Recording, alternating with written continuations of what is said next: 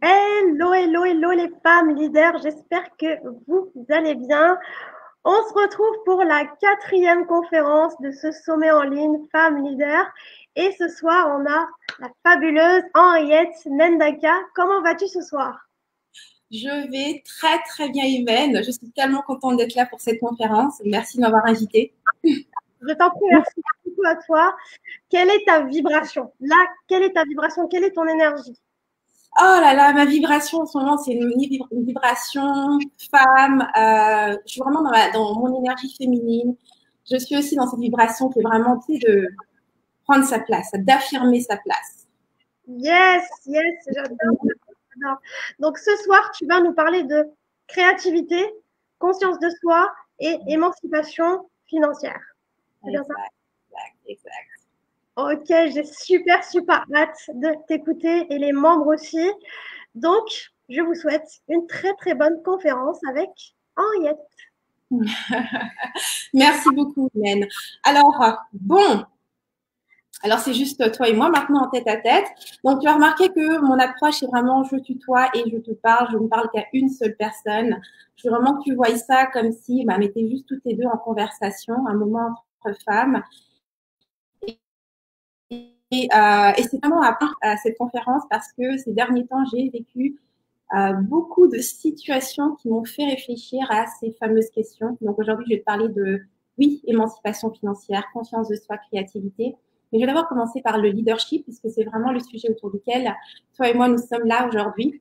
Nous sommes rassemblés pour parler de ce leadership, en tout cas faire l'expérience de notre leadership. Donc, si je te commence, euh, je pense que la meilleure façon pour moi d'exprimer ce que j'ai à dire, c'est toujours à travers mon expérience, donc toujours à travers ma vie. Et donc, le leadership pour moi, comment est-ce qu'il s'est imposé, tout simplement, parce que dans mon cas, c'est vraiment ça. Pour moi, c'était en lien directement avec un éveil. C'est un éveil spirituel que j'ai vécu lorsque ma mère est décédée il y a quelques années.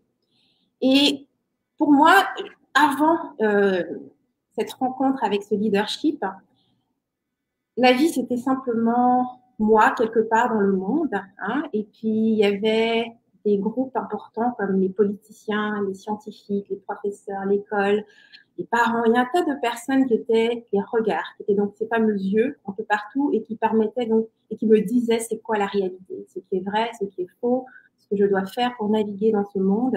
Et donc, c'était ça, le mouvement naturel. C'est moi, quelque part dans ce monde, guidée par tous ces yeux, ces regards, ces voix qui me disent qu'est-ce que moi, en tant qu'Henriette, en tant que femme noire, en tant que tout ce que tu veux, en tant que fille, en tant que individu, citoyenne d'une société, voici ce que je suis censée faire.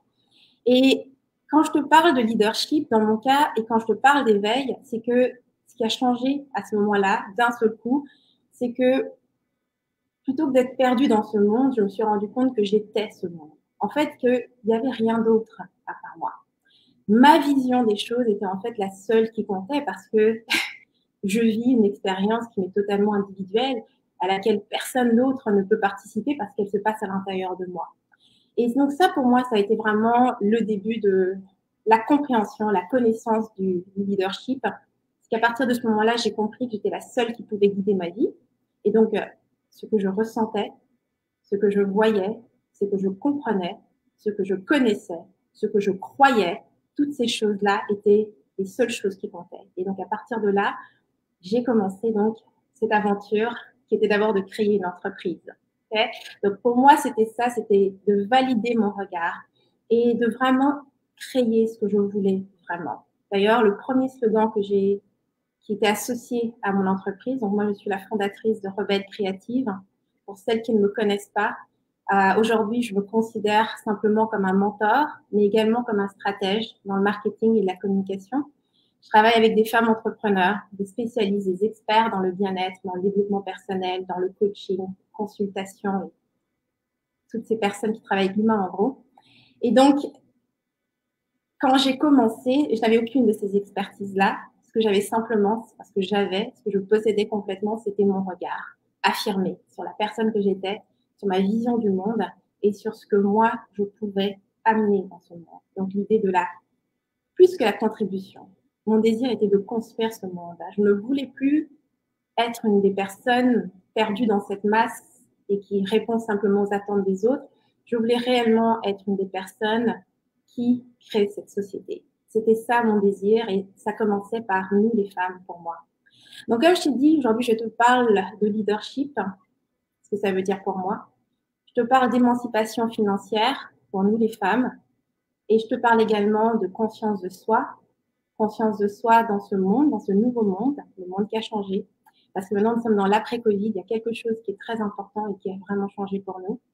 Je te parle de prendre sa place et je te parle de créativité. Mais pour moi, la créativité, c'est synonyme de spiritualité et c'est synonyme de ambition. Ça.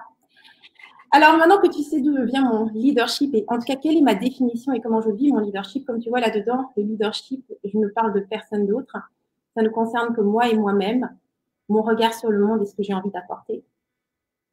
Alors en créant Rebelle Créative, dans un premier temps, c'est ce que j'ai fait. J'ai simplement partagé ce regard sur le monde et j'ai partagé ce que moi j'avais appris, comment je comprenais les concepts qui nous entourent, que ce soit en développement personnel, en spiritualité, en développement d'affaires. J'ai partagé à partir de mon propre centre, à partir de ce que moi je croyais, ce que je comprenais des choses, donc mon expérience. Ça m'a permis de développer une grande communauté, d'avoir près d'1 million de vues sur YouTube aujourd'hui. J'avais des capsules que j'appelais des capsules inspiration où c'était principalement juste des stratégies de développement personnel que je partageais dessus. Et donc, comme ça, j'ai commencé à vendre mes programmes, mes accompagnements en ligne. Et le premier programme que j'ai vendu était en 2015. C'est une formation. Parce que c'était ça ma vision. Tu vois, maintenant que j'avais compris que je pouvais créer exactement la vie que je voulais, eh bien, la vie que je voulais, c'était la vie, d'une femme d'affaires. La deuxième chose, c'est que je savais que j'avais envie d'être en mesure d'avoir un maximum de liberté. Ça, c'était ce que je voulais. Et étrangement, quand j'ai commencé, je n'étais pas sûre, en fait, de comment j'allais arriver à ça. Parce que le chemin de l'entrepreneuriat, pour toutes celles qui sont entrepreneurs ici, et je sais que d'après ce que m'a dit Imen, nous sommes une grande majorité dans ce groupe à être entrepreneurs. Sinon, il y en a d'autres qui sont en pleine création. Pour ça, pour celles qui sont dans cette étape-là, je t'envoie plein de bonnes énergies. C'est une superbe aventure. Et donc, c'est ça. On le sait en tant qu'entrepreneur que bien qu'il y a cette promesse de liberté derrière, pour arriver à réellement créer une entreprise qui te donne une véritable liberté, ça va te demander de faire les choses différemment. Et ça, c'est quelque chose que j'avais compris dès le début. C'est pour ça que l'entreprise que j'ai s'appelle Rebelle Créative. Donc, j'avais décidé de créer des formations, de vendre des programmes en ligne et donc comme ça, de ne pas lier directement mon temps à l'argent. C'est un défi quand tu regardes le monde qui nous entoure. Aujourd'hui, ça semble un petit peu, on entend un peu plus parce qu'il y a eu beaucoup plus de monde qui se sont tournés sur le monde virtuel en ligne. Il n'y a plus trop le choix avec ce qui se passe, notre réalité avec le Covid. Mais à l'époque, quand j'ai commencé, c'était vraiment, vraiment très pionnier, nouveau comme idée que de ne pas être payé pour ton travail, okay, mais de partager tout simplement tes connaissances, en fait, d'être payé pour tes connaissances, ce qui est très différent. Okay. Et donc, c'est comme ça que ça a commencé. Donc, j'ai commencé à vendre ces programmes. Et c'est ce qui nous amène donc à la deuxième chose dont je voulais te parler aujourd'hui, c'est l'émancipation financière. C'est marrant parce que je pensais à ça et je me suis dit, c'est marrant, Ayette. Ça fait depuis l'âge de 18 ans, en fait, que je travaille. D'accord ? Donc, gagner de l'argent, c'est pas nouveau. D'accord ? J'ai toujours été une femme plutôt indépendante et je pense que toutes celles qui sont ici, nous sommes des femmes qui vivons dans un monde moderne. Avant nous, il y a des femmes qui se sont battues pour qu'on ait le droit de travailler. Aujourd'hui, pour beaucoup d'entre nous, ce n'est plus le combat, avoir le droit de travailler. Donc, je travaille depuis que j'ai l'âge de 18 ans. Donc, je sais comment gagner ma vie. À 19 ans, j'avais mon appartement seul, j'avais une voiture et j'avais un emploi avec un contrat à durée indéterminée et je vivais en Belgique. À 20 ans, j'ai décidé que la Belgique, ça ne me convenait plus et j'ai pris mes clics et mes claques et j'ai déménagé toute seule au Canada, à Montréal. Et c'est là que je vis encore en ce moment. Donc, l'indépendance, pour moi, c'est rien de nouveau. Prendre des décisions, pour moi, c'est quelque chose qui a marché, qui a été comme ça à mes côtés tout au long de ma vie. Mais quand on parle d'émancipation financière, c'est autre chose. C'est pas le fait de gagner de l'argent. C'est pas le fait qu'un employeur te donne de l'argent ou bien le gouvernement ou encore, si tu es par exemple une femme maman à la maison, d'avoir cet argent de ton mari. L'émancipation financière, c'est un regard différent sur le fait d'avoir de l'argent. Et ça m'a donné envie de regarder, j'ai fait une recherche rapidement, c'était la définition d'émancipation. Je trouvais ça intéressant. Et il y a bien sûr deux synonymes, deux définitions. Il y en a une où on parle de l'adolescent qui s'émancipe Et il y en a une autre qui parle de action de s'affranchir d'un lien, d'une entrave, d'un état de dépendance, d'une domination ou d'un préjugé. Et ça, c'est ça la difficulté. Donc, pour revenir à... Ok, je vais m'assurer, excusez-moi. Quand je parle toute seule, à un moment, je commence à me demander, est-ce qu'on m'entend? Donc, peut-être pour celles qui sont... Ah, d'accord, je vois les commentaires là maintenant. Donc, je ne les voyais pas tout à l'heure, donc ça me confirme qu'on m'entend bien. Donc, ce qui m'amène à l'émancipation financière. Alors, avec cette entreprise, merci beaucoup, Imen. Avec cette entreprise, je commence donc à gagner de l'argent. Je me souviens, tu es juste ici, comme je te dis, j'avais toujours gagné de l'argent, travaillé. Donc, gagner de l'argent par moi-même n'était pas nouveau. Mais c'est les premières fois où tu reçois réellement de l'argent alors que tu n'es pas en train de travailler. Tu sais, j'étais tranquillement assise sur mon canapé et je recevais cette notification qui disait « Oh, vous venez de recevoir 599 $. » Alors, au début, c'est l'excitation, et tout est là. C'est génial et tout ça, ça y est, ça marche. J'arrive à vendre mes produits en ligne. Et puis, tranquillement, ce qui a commencé à se passer, c'est que les revenus augmentent. Et là, d'un seul coup, tu ne sais plus trop quoi faire avec cet argent-là. Okay, il y a une sensation de ne pas avoir mérité cet argent-là. Parce qu'il n'est plus lié à quoi que ce soit, d'accord? Il n'est pas lié à un employeur qui te donne cet argent-là, d'accord? Il n'est pas lié même à tes clients, parce que tes clients ne te payent pas pour le temps que tu fais. Au moment où je reçois cet argent, je suis en train de jouer au tennis, je suis en train de faire une sieste, je suis en train de manger avec des amis. Mon temps n'est pas du tout lié à cet argent-là. Okay? Donc, la difficulté à ce moment-là, au niveau de cette idée de s'émanciper financièrement, c'est de pouvoir accepter cet argent, tout simplement, sans aucun lien, tout simplement. Et ensuite, de pouvoir l'utiliser comme toi, tu en as envie. Et là, c'est le truc, c'est que la première chose, dans mon cas en tout cas, c'était de le réinvestir, mais pratiquement dans sa totalité dans mon entreprise. Parce que justement, cet argent était pour mon entreprise et non pour moi. Donc, ça a été vraiment un chemin pour moi que de non seulement accepter cet argent, mais aussi de complètement en jouir, moi. Okay?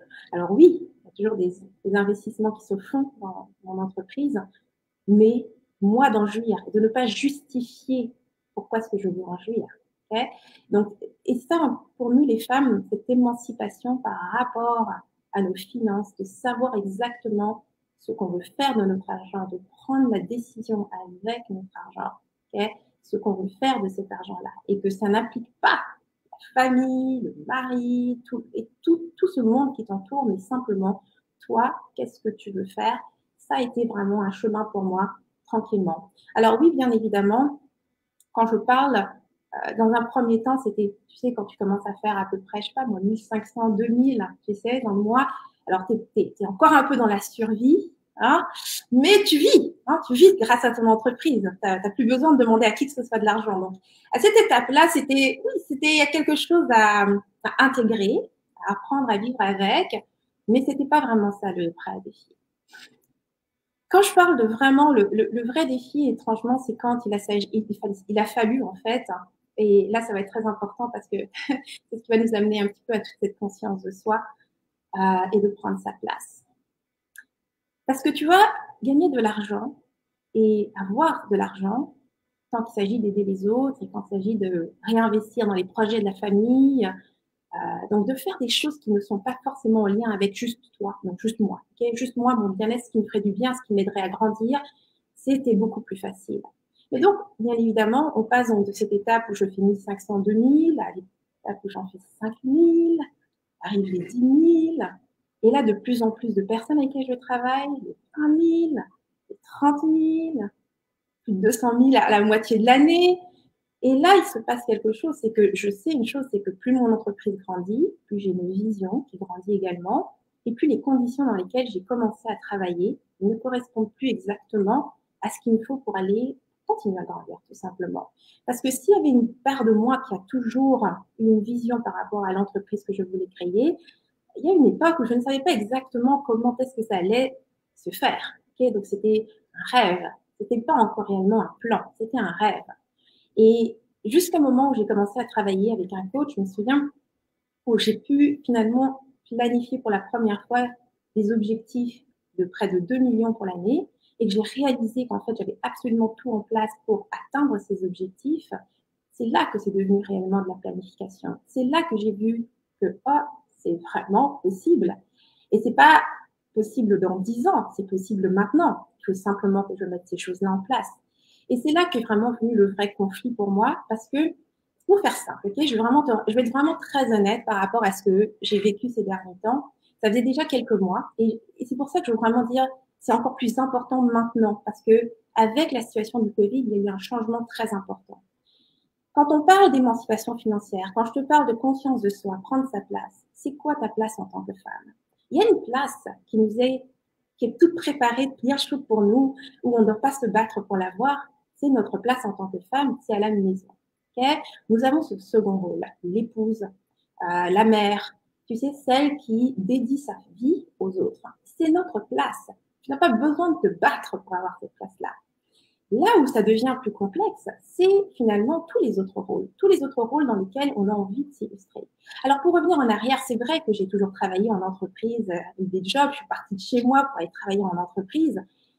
Ça, c'est un rôle qui a été, si tu veux, reconnu encore une fois et dans lequel, franchement, j'avais pas besoin de me battre avec qui que ce soit ou imposer ma place. Il me suffisait de répondre à une offre d'emploi, être sélectionnée pour le poste et puis voilà, ça y est, tu vois. C'était quelque chose qui était déjà pensé pour moi et à laquelle je me souvenais juste de faire. Là où j'ai découvert un défi pour moi, c'est quand j'ai décidé que j'allais me prendre un bureau. Un bureau en dehors de la maison. Alors qu'on se comprenne. J'ai commencé à travailler à partir de la maison parce que c'était ma vision, c'était mon rêve. C'était d'avoir cette liberté de travailler de chez moi et de faire les choses comme j'en ai envie. Mais là, plus mon entreprise grandit et plus, bien évidemment, aussi ma vie a changé. Parce qu'encore une fois, j'ai créé cette entreprise à partir des événements et à partir des expériences que je vis dans ma vie. Et donc forcément, au fur et à mesure que je grandis, ma vie change. Je suis mariée depuis l'année dernière alors que je vivais seule. Donc il y a des choses qui ont changé dans ma vie et aussi mon entreprise qui grandit. Donc cette entreprise qui était chez moi, eh bien maintenant, elle a besoin de plus d'espace parce que je crée et que j'ai besoin d'espace pour créer. Et tu sais, ce qui est marrant, c'est que je me rends bien compte du jeu que je suis en train de faire au moment même où je suis en train de te le raconter. Parce que je te le raconte en me justifiant encore. Mais c'est vraiment ça le défi.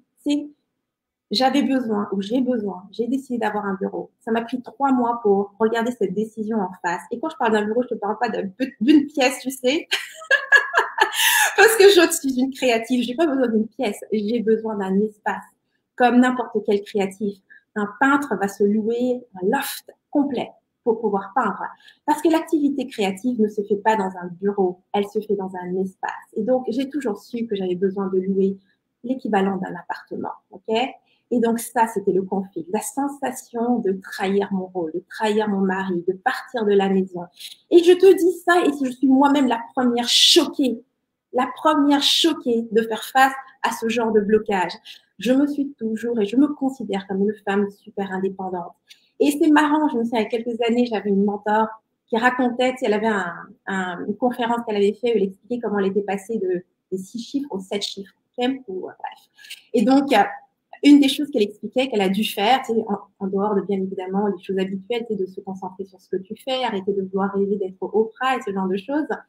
Et une des choses, c'était, j'ai engagé de l'aide à temps plein, une femme de ménage qui cuisine et qui fait le ménage. Et je me souviens, elle racontait cette partie-là en pleurant. Parce que c'était tellement difficile de prendre cette décision parce que dès l'instant où elle a pris cette décision, elle avait l'impression d'être une mauvaise femme, qu'elle ne prenait plus soin de son mari, qu'elle ne faisait plus les choses qu'elle était censée faire. Ce genre de truc, moi, ça me complètement parce que qui a mis ça en moi, d'accord? Ce sont nos barrières dans notre tête. Et ça m'a pris 3 mois et tout y est passé, hein. On devrait déménager, prendre une maison plus grande, j'ai essayé par tous les moyens et je ne voyais pas que c'était simplement ça, que je savais de ce dont j'avais besoin. Ça demandait forcément l'investissement, l'espace et le truc parfait pour moi dans lequel je serais bien. Mais je le vivais comme une trahison automatiquement pour mon mari. Okay? Et ça, c'est quelque chose que j'ai vu à répétition dans les conversations avec les femmes avec lesquelles je parlais. Certaines femmes, lorsque je parle avec elles et qu'elles s'apprêtent à rejoindre un de mes masterminds, Et j'ai cette femme qui est tellement pleine de peps, qui croit en elle. Et là, ouais, j'ai déjà fait ça, j'ai déjà mis ça en place, j'ai autant dans ma communauté, j'ai fait déjà autant de revenus et tout ça. Je sais que cette stratégie, elle est pour moi et que je vais vraiment augmenter mes revenus et tout ce que tu veux. Et je le sens qu'elle est motivée et qu'elle est prête. Puis arrive le moment d'investir. Et l'investissement, comme pour toute chose qui compte vraiment pour toi, il est important. Okay?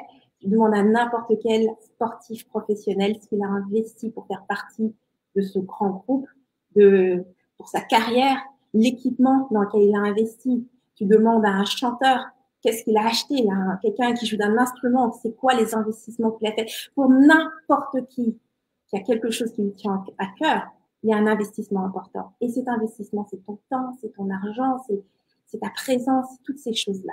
Okay? Et donc, jusque-là, je parlais avec elle et je pouvais sentir que oui, elle était là, yes, d'autant plus que l'un de mes messages, c'est toujours tu passes en premier. Et donc, au moment de l'investissement, la première chose qu'elle m'a dit tout de suite, c'est ouais, mais si je fais ça, je mets en péril l'éducation de mes enfants parce que je suis en train de mettre de l'argent de côté pour leurs études supérieures. Et ça, c'est un truc chez nous, c'est que dès l'instant où on sent qu'on va avoir ce qu'on veut, ou qu'on peut prendre notre place, automatiquement, c'est forcément toi ou quelqu'un. Il y a constamment ce conflit. Tu peux pas juste, genre, te faire du bien, avoir ce que tu veux, et tes enfants aussi réussir. Et dans mon cas, avoir le bureau comme je le veux, exactement tel que je l'ai visualisé, et continuer d'avoir cette relation incroyable avec mon mari en même temps. Tu vois, il y a quelque chose qui doit forcément sauter. Il y a quelqu'un qui va perdre pour que toi, tu puisses avoir ce que tu veux. L'autre chose que j'avais envie de dire, c'est que d'une certaine façon, cette perception n'est pas fausse et c'est pour ça qu'elle nous fait peur. Rappelle-toi, la seule place qui a été prévue pour nous, c'est cette place à la maison. C'est cette place à la maison. Notre rôle est à la maison.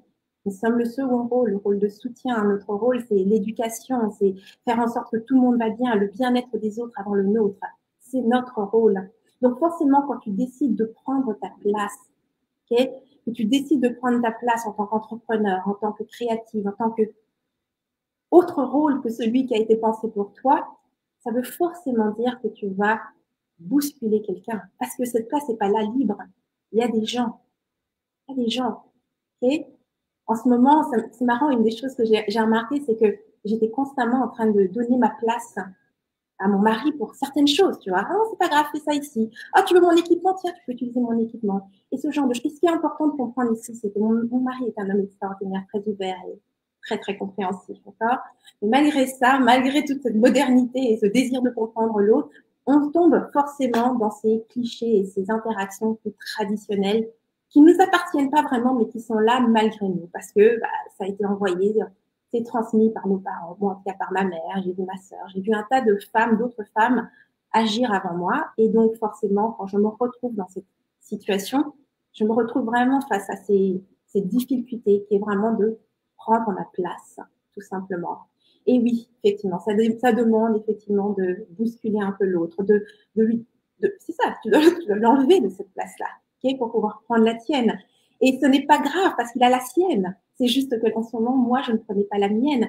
Et c'est marrant, j'avais une conversation avec mon amie, elle a 70 ans. Donc, crois-moi, elle est née à une époque où son seul choix dans la vie, c'était d'être infirmière ou enseignante. Okay, donc, à l'école, on lui apprenait comment cuisiner, comment coudre. C'était ça l'école pour les filles. Donc, en parlant avec elle, je lui racontais justement un petit peu cette situation, cette conversation que j'avais avec mon mari et tout ça. Et elle était là, ah mais c'est dingue, c'est comme si en fait, il ne valorisait pas vraiment ce que tu fais, tu vois. Et je me disais, c'est vrai, c'est comme s'il ne valorisait pas ce que je fais et tout ça. C'est comme si ce que lui fait est plus important. Et puis, après cette conversation, je me suis mis à réfléchir et je me suis rendu compte que non, c'est pas ça le problème. Lui, il valorise ce qu'il fait. Il est entrepreneur comme moi, il a ses clients et pour lui, c'est important, c'est de première importance. Il valorise à fond ce qu'il fait. Le problème, c'est moi qui ai du mal à valoriser ce que je fais de la même façon. Quelque chose en moi ne cesse de me dire que ce qu'il fait est plus important que ce que je fais, même si je gagne plus que lui. C'est important de comprendre ça, d'accord? Il y a quelque chose en moi qui doit lui donner cette première place, qui doit le faire sentir comme un roi, le meilleur, tu vois. Et ça, c'est au prix de ce que moi, j'ai besoin, au prix de ma place à moi. Donc ça, c'était quelque chose que j'avais vraiment envie de partager parce que c'est juste la réalité, tu vois. Alors oui, je sais que en tant qu'entrepreneur, il y a toutes les stratégies qui nous permettent de développer notre entreprise. Et je suis une championne dans les stratégies. C'est pour ça que je me présente en tant que stratège. Je crée des stratégies sur mesure pour pouvoir communiquer, pour augmenter les revenus. Je suis donc spécialisée dans tout ce qui est création de revenus en ligne. Mais cela ne peut arriver que si, en tant que femme, on se donne le droit d'avoir cette première place. Si tu sais ce dont tu as besoin, c'est à toi de faire en sorte de te le donner. Et oui, par moments, c'est pas facile. On a l'impression de trahir les autres, on a l'impression de faire quelque chose de mal. Il y a un truc que je dis toujours à mon mari, je dis ça me stresse. J'ai l'impression d'être une méchante, tu vois, d'être égoïste, alors que tout ce que je fais, c'est juste prendre soin de moi. J'attends de lui qu'il prenne soin de lui et qu'il prenne soin de moi, tout simplement, tu vois. Ce qui n'empêche absolument pas, encore une fois, le partage et toutes ces choses-là. C'est pas une situation de c'est lui ou moi. C'est simplement lui et moi, tout comme c'est tes enfants et toi. Le fait d'offrir, de t'offrir ce qu'il y a de meilleur et d'aller vers tes rêves pour de vrai n'enlève rien à tes enfants, à ton mari, à ta famille. Tout cela peut coexister ensemble. Okay? Et ça, c'est vraiment quelque chose que j'intègre, que je vis et que j'apprends à transmettre. Okay? Et j'aimerais terminer sur la créativité, la spiritualité et l'ambition. Parce que mis ensemble comme ça, on aurait l'impression qu'il ne s'agit pas du même sujet. Ce que moi j'ai compris, c'est que il y a quelques années, quand je me suis éveillée à mon propre pouvoir, ce fameux leadership, mon éveil spirituel, ce qui est né en moi, c'était une ambition féroce. Et j'ai toujours dit, c'est une lionne qui s'est réveillée. Et récemment, j'en parlais avec mon mari, parce que je garde tous mes journaux intimes. Absolument tous, tu vois. Et j'en ai un, en fait. Bien sûr, j'ai seulement ceux depuis que je suis arrivée au Canada. Donc, ceux qui étaient en Belgique n'existaient plus. C'est triste. Et donc, bref, l'un des plus anciens que j'ai date de, je pense, de 2012. Parce que les autres, je les ai virés. Et donc, en 2012, je crois. Et j'étais, ah oui, donc à cette époque-là, quand je me relis, c'est marrant. Tu sais, c'est la jeune fille qui raconte sa vie dans son journal. Hey, salut journal, tu sais, aujourd'hui, ce qui s'est passé, c'est comme si je parlais à mon meilleur ami, ok? C'était ça à cette époque-là. Et ce qui est marrant, c'est quand je lis ce journal, oui, il y a cette fille que je ne suis plus, ok, aujourd'hui, exactement. Mais ce qui était marrant, c'est que dans ce journal, comme je dis, c'est que c'était beaucoup de drames. Je vivais beaucoup de drames avec les garçons, c'était beaucoup concernant les hommes. Hein. Beaucoup de drames relationnels, émotionnels, blablabla. Donc il y avait tous ces drames-là, mais au milieu de ces drames, il y avait la femme que je suis. Elle était déjà là. Au milieu de ces drames, il y avait celle qui planifiait, quelle était la prochaine chose qu'elle ferait. Il y avait il y avait moi, donc moi, celle que je suis aujourd'hui, qui analysait les drames dans lesquels elle avait été et qui disait je savais que ce truc allait se passer comme ça, je savais que j'aurais pas dû faire ci, je savais, j'aurais dû m'écouter. Quand j'ai vu ce truc, je le savais. Mais pourquoi est-ce que je m'écoute pas? Et tu vois, ce qui est drôle, c'est que c'est comme si cette petite voix qui était derrière et qui avait toujours su et qui avait toujours eu les réponses, en fait, l'éveil, c'était ça. C'est qu'elle est devenue la première voix.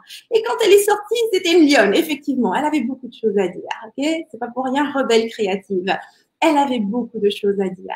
Et donc, pour moi, c'est ça. Créativité, spiritualité, ambition, c'est la même chose. Mais tu vois, la difficulté pour nous, les femmes, c'est qu'encore une fois, une femme ambitieuse, c'est laid. Il y a tellement de croyances par rapport à ça. Il y a un certain type d'ambition qui est acceptable pour les femmes. Si tu as l'ambition de Mère Teresa, ça va, ça marche. On te passe ton ambition, c'est cool. Si tu veux avoir je ne sais combien d'adeptes dans le monde pour sauver le monde, ça marche. Mais si ton ambition te concerne toi et ta vision du monde, ça devient un peu plus difficile. Okay? Donc, c'était très important pour moi de vraiment faire le lien entre ces sujets-là. Et tu peux même rajouter carrément la créativité, la spiritualité, l'argent là-dedans. Okay? Parce que pour créer ta réalité, parce que le premier slogan que j'avais, c'est créer la vie que tu veux vraiment. La vie que tu veux vraiment. Pas quelque chose qui ressemble à ce que tu veux. Genre, c'est presque ça. C'est pas tout à fait ça, mais au moins j'ai ceci, puis j'ai vraiment ça, et puis c'est pas, non, la vie que tu veux vraiment, celle qui te fait rêver. C'est mon engagement. Hein, c'est vraiment ce que je fais. Je vis tous mes rêves. Et pour ça, ça demande une vraie connexion à moi, okay, ce que je suis, valider absolument tout ce que je veux, tout ce que je vois, reconnaître les difficultés que je vis aussi, être consciente de ces difficultés. Et ce que je voudrais aussi dire, et qui est très important, parce que là, je t'ai parlé de tout ça un petit peu dans une espèce de soupe que tu pourrais mettre un petit peu à n'importe quel moment de la vie. Il y a quelque chose de particulier avec la période dans laquelle on vit, hein, avec ce qui se passe à l'extérieur, avec le Covid et toutes les quarantaines qu'on a vécues ou qu'on pourrait encore vivre. C'est comme je te disais, notre place jusqu'ici, nous les femmes, était à la maison. C'est une place pour laquelle tu n'avais pas besoin de te battre. D'ailleurs, ce qui est génial, et je disais d'ailleurs souvent quand je parlais justement de l'avantage que nous donnait le web, Internet, pour nous les femmes, c'est que la communication est un de nos points forts. Et en plus de ça, ça se passe dans un lieu où, en général, on est déjà à l'aise. Hein, on est plutôt confortable à la maison. Ça, moi, je me sens très forte quand je suis chez moi. Et donc, à partir de cette position de force, il n'y a rien de tel pour créer ton entreprise, tu vois. Là, ce qui se passe, c'est que d'un seul coup, avec ces changements, tu n'es plus seule à la maison. Donc, l'espace qui est à toi, c'est-à-dire la maison, maintenant, il y a aussi ton mari peut-être qui est là tout le temps avec toi et peut-être même tes enfants. Okay, c'est-à-dire que cet espace qui était à toi, maintenant, il faut que tu le partages. Et c'est ça qui se passe aussi, c'est que, encore une fois, toutes les choses que tu as besoin, et crois-moi, hein, que chacune des valeurs que j'ai présentées, ce sont des choses qui sont essentielles pour le développement d'une entreprise. Okay, ce sont des qualités que tu as besoin de développer pour être en mesure de mener ton entreprise. Point à la ligne. Mais ce qui est génial, c'est que tu as la capacité de les entraîner à la maison. Parce que ça commence simplement à la maison. Ça commence avec la possibilité, là, se sentir capable de dire ce que tu veux, de mettre clair les choses. Alors oui, effectivement, moi dans mon cas, c'est ça. Mon mari est plus souvent à la maison parce qu'il travaillait, il allait rencontrer ses clients. Maintenant, il fait aussi tout à la maison, ses vidéos, bref, toutes ces choses-là. Et donc forcément, on se piétine un peu, tu vois. Moi, j'ai un travail créatif qui est dans le silence la plupart du temps. Et lui, c'est un entraîneur privé, c'est du coaching. Il parle, il motive les gens, c'est de l'entraînement physique qu'il fait. Donc, lui, il fait du bruit et moi, je suis silencieuse. Et donc, c'est vraiment tout ce truc qui était de maintenant trouver un moyen, son approche aussi du travail qui est très différente. Tu sais, moi, j'ai créé un business où j'ai un maximum de liberté, un minimum de consultation. Lui, c'est le contraire, c'est consultation du matin au soir. Donc, bref, tous ces univers viennent clasher et donc, il faut vraiment, comment dire, éviter de prendre sa place et de dire, ok, c'est bon, non, je lui laisse ça parce que c'est juste plus possible. Tu dois absolument, moi, j'ai eu et j'ai à absolument dire qu'est-ce qui marche pour moi, quelle est ma place ici, qu'est-ce qui est important pour moi, de quoi j'ai besoin pour mon entreprise, de quoi j'ai besoin pour moi toute seule.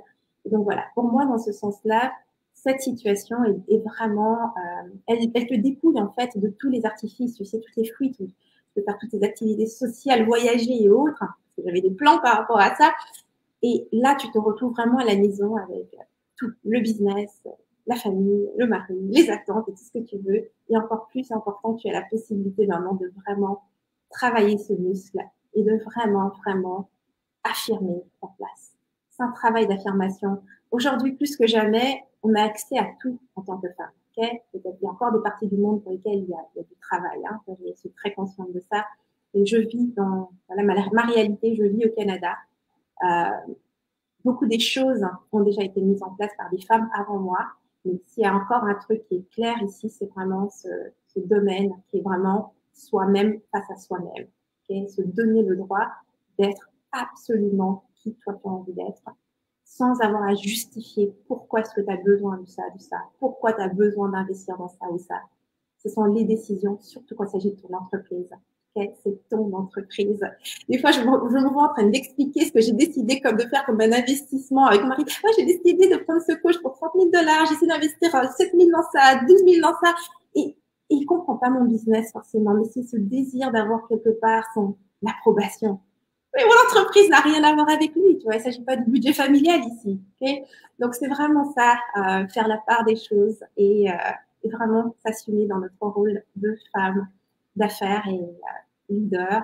Et comme je dis, leader, c'est d'abord simplement sur soi. Il s'agit de ta perspective du monde et c'est la seule qui compte. Hein. Si demain tu n'es plus là dans ce monde, ce monde n'existe plus. En tout cas, selon ta perspective, ce monde disparaît. Alors, il n'y a vraiment que ta perspective qui compte. Ça ne veut pas dire que tu ne peux pas écouter les autres. Encore une fois, hein, quand on parle de prendre ça, c'est jamais toi contre les autres. mais c'est toi et les autres, et non les autres et toi.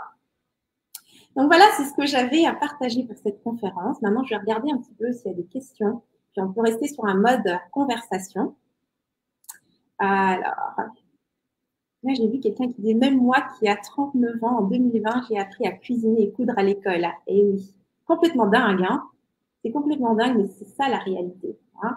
C'est marrant, récemment, j'avais souvent cette conversation avec mon mari, et puis je me souviens, je lui expliquais, parce que, encore une fois, je suis quelqu'un de très sensible, donc ça me demande beaucoup de temps le matin pour me préparer, simplement pour être dans le calme et planifier ce que je vais faire, ok, tous les jours, étant donné que je gère énormément de choses, pour vraiment visualiser mes priorités, j'ai besoin de cet instant de calme et de silence pendant lesquels je médite, je lis un petit peu et j'écris. C'est ce que je fais tous les matins. Et j'expliquais ça à mon mari. Je lui ai dit, c'est marrant parce que quand tu m'as rencontré, j'avais même pas de téléviseur à la maison. Okay, pour te dire à quel point j'ai besoin de ce calme et de ces moments de calme sont très importants pour moi. Et la première chose qui m'a posé cette question, c'est, ok, je comprends, mais comment est-ce que tu vas faire quand on aura des enfants? Et je te dis, mon mari est un homme très ouvert et très moderne. Et malgré ça, la première question qu'il me pose quand je lui parle de mes besoins, qui semble totalement excentrique à ce moment-là, c'est comment est-ce qu'on va faire quand on aura des enfants? Et c'est marrant, sur le moment, j'ai répondu à sa question, puis en y pensant, j'étais genre, mais attends, et toi, comment tu vas faire quand on aura des enfants? Tu bosses de 8h à 8h, tu vois? Pourquoi la question ne se pose pas pour toi, tu vois? Et puis, du même chose, et c'est vrai, c'est totalement vrai ce que tu dis là, j'ai même pas pensé. Alors, comment développer ses ventes et attirer la clientèle? Oh, très très bonne question. Alors écoute, pour développer tes ventes et attirer de la clientèle, ça va commencer encore une fois par toi. Alors, c'est sûr qu'il y a des stratégies. Okay, une des stratégies que moi j'enseigne, c'est vraiment le tunnel de vente, qui est vraiment de planifier à l'avance une séquence par laquelle tes prospects vont venir à toi, vont passer en fait automatiquement et se faire offrir quelque chose. Et ça, c'est la stratégie avec laquelle je travaille avec mes clientes. Mais la première chose qui va être importante, parce qu'ici on est sur Internet, hein, et donc notre monnaie d'échange, comment est-ce que tu attires les gens vers toi, c'est simplement en mettant toi présente dans cet espace-là. Donc ça va commencer par toi, hein, le fameux leadership, c'est-à-dire de partager ta vision. Qu'est-ce que tu vois pour ta cible? Et peu importe dans quoi tu travailles, que ce soit une spécialiste dans le bien-être, l'EFT, développement d'affaires, donc peu importe ta spécialité, ce n'est pas le sujet ici, ce n'est pas ta spécialité, c'est-à-dire l'EFT ou la radiesthésie ou l'hypnose. Le sujet ici, c'est que vois-tu? Quelle est ta vision du succès, du bonheur? Et quand je dis succès, c'est vraiment le mot générique succès. Tu mets derrière ce que tu veux.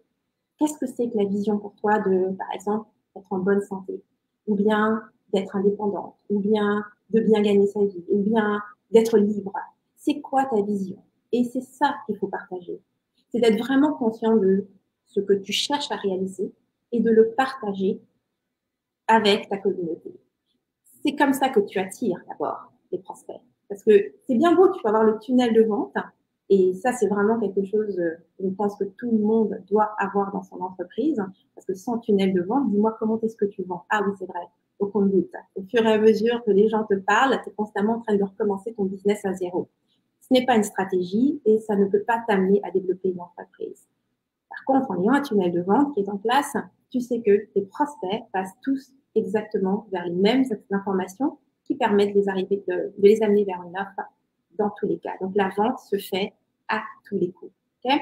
Ça, c'est super important parce que sinon, autrement, quand tu partages dans les médias sociaux, tu es vu comme une personne qui donne des trucs gratuits et tu te retrouves dans cette situation où il n'y a personne qui ne veut jamais acheter parce que tu ne vends pas. Hein? C'est aussi simple que ça. Donc, un tunnel de vente, c'est la première chose. Mais ensuite, il faut attirer les gens vers toi. Comment tu développes cette communauté? Par exemple, Imen, qui a ce groupe avec les quelques milliers de femmes qui sont dedans. Comment est-ce que tu fais pour attirer ces gens vers toi? Eh bien, là, tu peux pas te cacher derrière une stratégie. Tu dois te montrer. Okay? Donc, je te dirais que c'est ça la réponse, vraiment. C'est la première chose, c'est de te montrer, de partager ta vision et d'avoir une véritable stratégie derrière qui te permet de faire des ventes. Okay? Ah, Ness, je suis toujours heureuse et boostée grâce à tes partages, Henriette. Merci, Ness. Et moi, je suis toujours contente de lire tes commentaires. Je trouve qu'investir en soi, c'est sain, totalement. hein, il n'y a rien à redire à ça, je suis tout à fait d'accord aussi. Alors, je sais que pour certains, je ne vois pas les noms, ça dit juste Facebook User, donc je lis simplement les commentaires alors. Donc voilà, pour l'instant, je ne vois pas d'autres questions. Est-ce que s'il n'y a pas d'autres questions, je pense que moi j'ai fait le tour de ceux que j'avais à partager. Je ne sais pas si Imen, tu vas venir clôturer avec moi ou est-ce que je clôture seule. Si tu peux me le dire dans les commentaires. Ah, Recoucou. Merci à toi, Henriette. Merci beaucoup. Et merci à tous pour ceux qui ont participé, celles qui ont commenté et posé des questions. Merci, ouais, merci, c'était vraiment cool. J'étais contente de partager mon expérience. Bien sûr, comme je dis, je le fais régulièrement dans mes réseaux hein, aussi. Donc, Henriette Mendaka, c'est ma page Facebook, sinon c'est rebellecreative.com pour mon site web. J'ai ce type de partage dessus, mais également pour celles qui ont demandé vraiment pour des stratégies. C'est la raison pour laquelle je ne suis pas rentrée dans le détail dans les stratégies ici, même parce que c'est vraiment ce qu'il y a sur mes réseaux. Si tu vas sur mon site, tu as un webinaire gratuit, un atelier 100% gratuit qui comprend étape par étape sur la création d'un tunnel de vente. Donc, pour ceux qui veulent vraiment ce côté stratégique, technique, je suis excellente là-dedans. Je vais vraiment dans le détail. Donc, tu vas sur rebellecreative.com, tu t'inscris et tu vas voir cette partie-là. Exactement. Suivez-la directement sur ses réseaux, sur YouTube, sur rebellecreative.com ou .fr.com, il me semble. Oui. Ouais, rebellecreative.com. Très bien. Bah écoute, je te remercie Henriette et puis bah, je te souhaite une très très bonne soirée. Merci encore. Merci à toi, c'est un plaisir d'être là et puis merci à tous ceux qui étaient présents aujourd'hui. J'espère qu'on se reverra très bientôt. Ciao, ciao. Ciao.